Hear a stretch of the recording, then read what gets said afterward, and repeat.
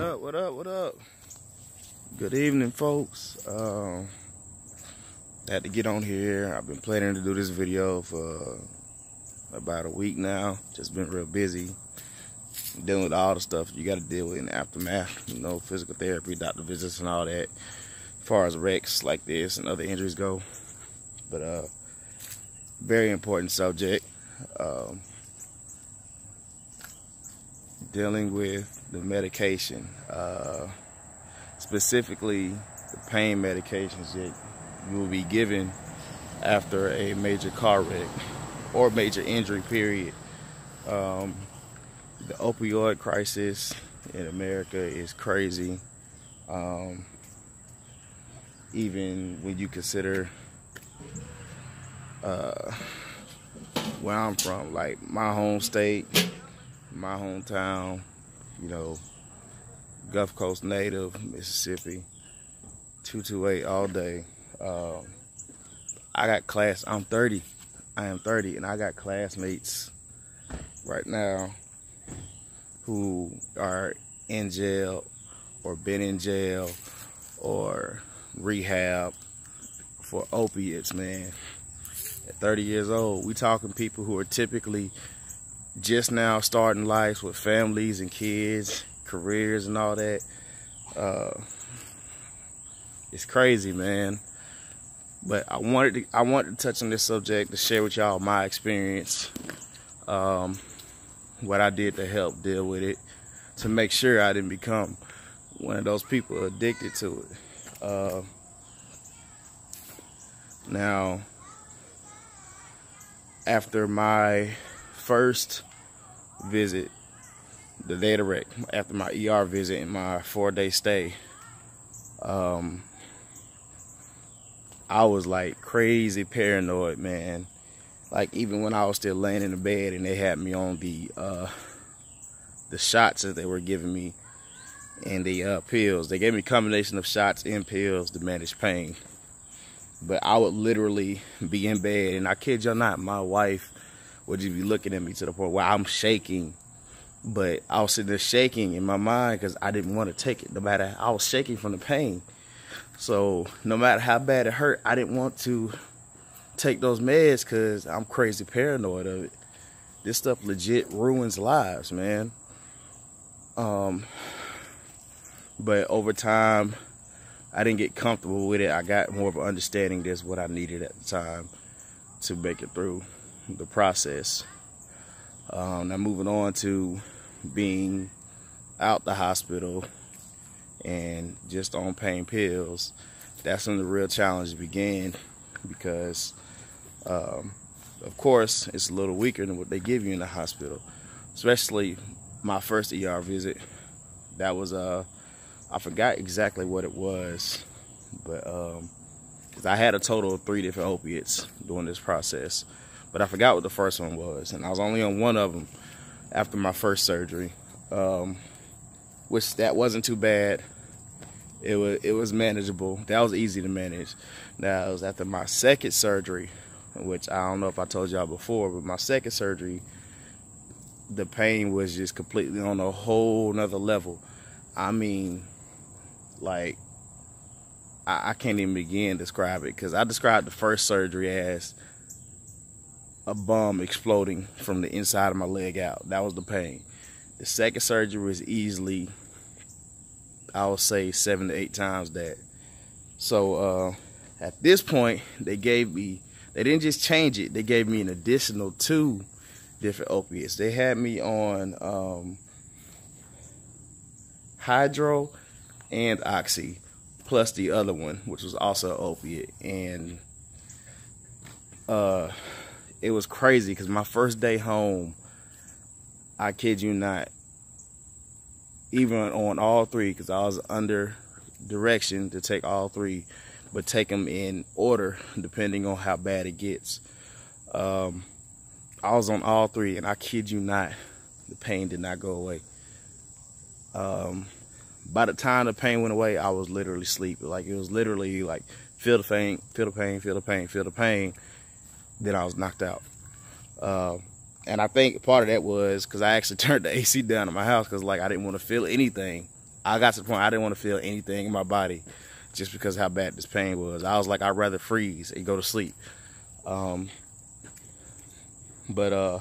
over the next, I'll say, week or so, I got into not a bad pattern, but a good pattern of learning which pill to take when, and what order, what combination. Learned my tolerances of when this was going to start to fade versus this was going to start to increase. But it was crazy, man. Like, it was ridiculously crazy. Now, traditionally, when you go through something like this, you're supposed to have a wean off program. Literally, you're supposed to have a program of either you cut the pills or you increase the time between taking the pills. But out of my paranoia and unknowingly, I literally said, I'm gonna just stop. Once I felt like I could just slightly deal with the pain, I just cold turkey stopped. I just stopped taking it completely. And that was a Saturday. That was a Saturday night. I remember, I think the last time I took something, it was like a Saturday night. And it was an Oxy. Because I think I had the Hydro 2.5 hours before it. That was that program I was saying. I figured out what worked best for me in dealing with my pain. Woke up the next morning, probably around, I think 7 or something like that. And now that's a long gap, considering the program I was on, in combination of me not being able to sleep. I was literally taking something, guaranteed something, twice every 8 hours. May not have been the same pill, but it was something. Need to focus. Why didn't you focus it?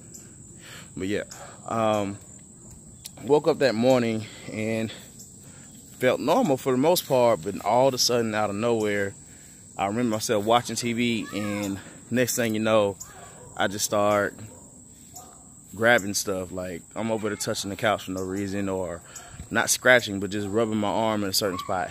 And I remember noticing it, and I just tell myself to stop. And I kid you not, like 2 minutes later, here I am doing it again. Or sometime in that 15, 20 seconds later, I'm doing it again, even though I'm mentally telling myself to stop doing it. Now, as the time went on, probably by about 8 o'clock, I started shaking. Started feeling cold, even though the house was warm. Started having sweats. And then probably about 8:30, I started throwing up. And the bad part was I was dry heaving. I was literally throwing up from probably about 8:30 to a little bit past 9. Then when I tried to eat something, I would throw up again. Now this pattern went on to about midday. After all that, physical things weren't really a problem. I still had the random movement that wasn't in my control. But as far as the fever and the sweats, I'll say the fever was still there. The sweats wasn't. The movement was on and off. But like I said, by 12 o'clock, things got to be normal, I thought. Then you start having lapses of time where you forget what you're doing. I would like get up. And mind you, this is the time where I was only allowed to be in a wheelchair or on crutches. So I had my wheelchair by the couch, literally like 2 inches off the couch. Now, I had times when I decided I wanted to drink. I would get up, and from the time of getting up from the couch and touching the wheelchair, I would forget what I was doing. And this went on for a day and a half, 2 days. I would have moments I would get up, be standing up about to sit in the wheelchair, and next thing you know, I'm trying to remember what I was doing. And I sort of recognized what was going on, but I couldn't do anything about it because I wasn't taking that stuff. Now, this went on for probably about a day.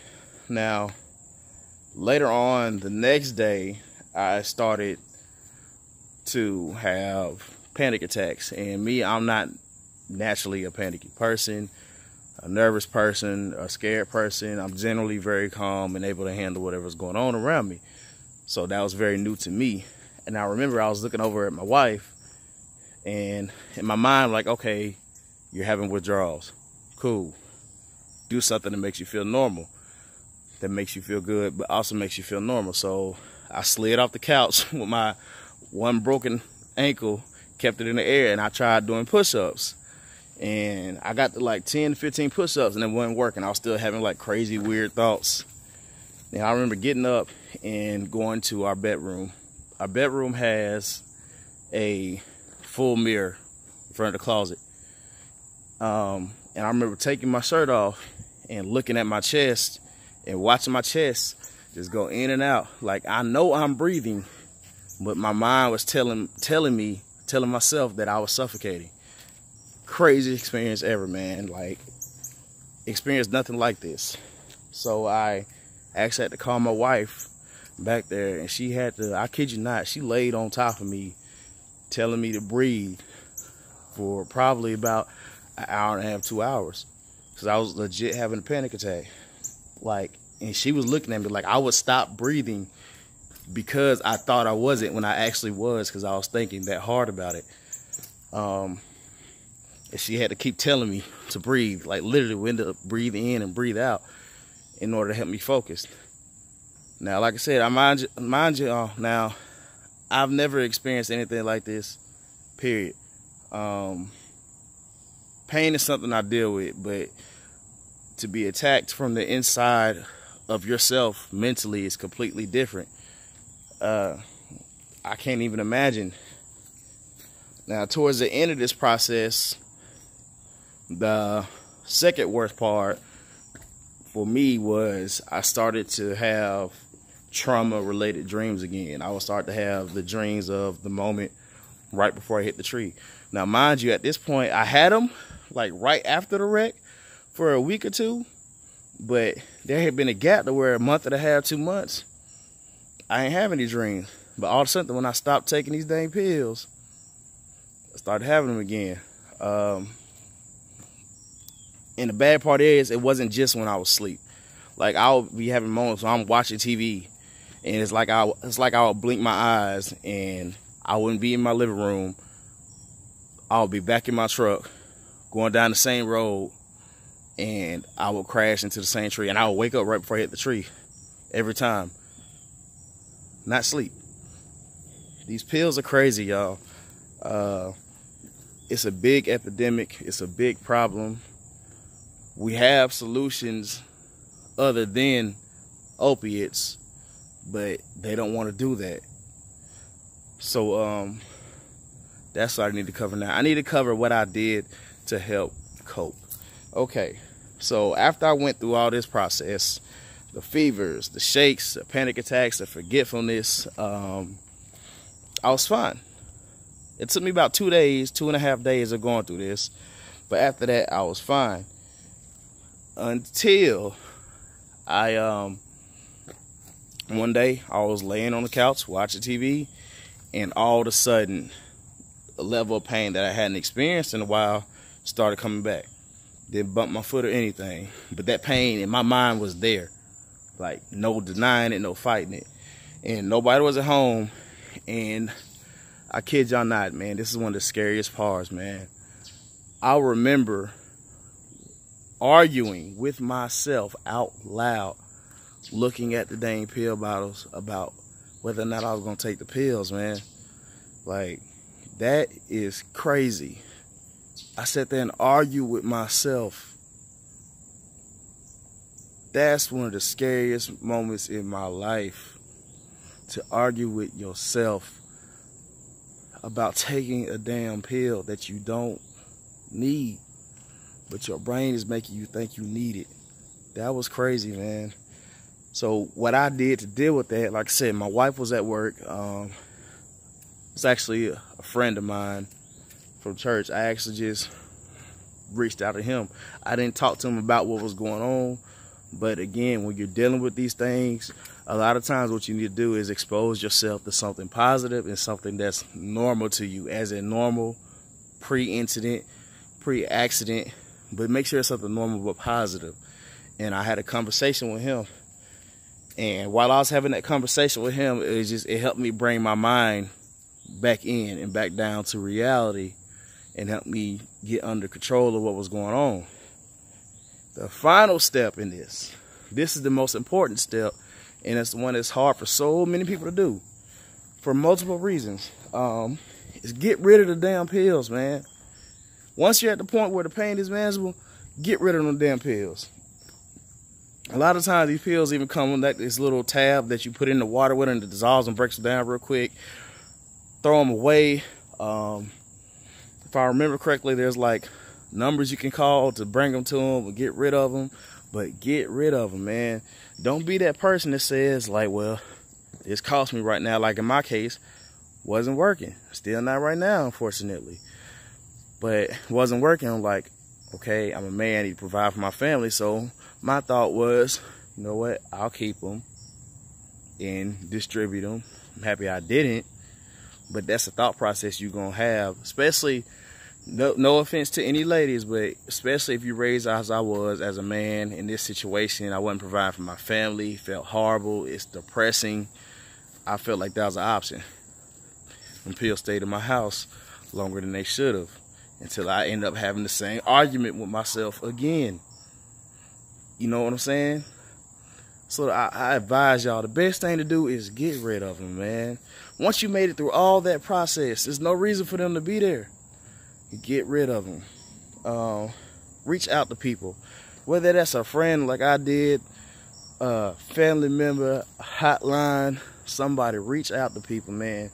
Don't let a little pill destroy your life, destroy your wife's life, destroy your kids' life, destroy any chance you have of having a future or your family has of having a future. Don't let that stuff sit on you, man. Don't do it. Start doing positive activities. I don't care what it is. Y'all, literally, all I could do physically was push-ups. That's it. And for somebody who works out all the time, doing push-ups, just body weight ain't nothing. But that's all I could do. I had to find something to focus on to keep my mind busy. Find alternative ways to deal with the pain. Get some CBD oil. If you live in a legal place, get you some weed. I'm just saying. But don't rely on them pills, man. Don't do it. It's detrimental to your healing and your development, both mentally, physically, and spiritually, and all that. To get rid of that stuff, you know, by any means. If you gotta take it, it's been prescribed to you. It is that level of pain. I completely understand. But if you can find an alternative route, or you can get rid of them, get rid of them. But that's just something for me I had to be transparent about, because I was in serious fear of being addicted to these pills. I was in serious fear of ruining my family, ruining what I've built, ruining what I'm going to build. Get rid of this stuff. Don't rely on it, man. Don't do it. But yeah, I just had to touch on that, man, because I feel like that's something that's not talked about at all. I do. I understand there's a few videos out here, but I'll say this, it's not talked about enough. People need to be honest and need to be transparent. They need to care about people judging them. Do what you need to do to help you. You never know, it could help somebody else, man. So that's why I got this video out here today. No real update on the foot. Still going through therapy. Hurts on and off with swelling, but yeah, this video is about that, man. Like they said when you're a kid, say no to drugs. Hey, there's a reason they say it, man. So yeah, other than that, I'm out. Catch me on Instagram, DFitHustle. I hope this video has helped somebody. I hope it is something that's going to help somebody. Like the video. Tell somebody about the video. Somebody you care about, who you're worried about. Just give them the tag of the video or the link to the video. Man, we got to do better with this. Our country could be so much better without these damn opiates, man. So yeah, hit me up, DFitHustle. I'm out.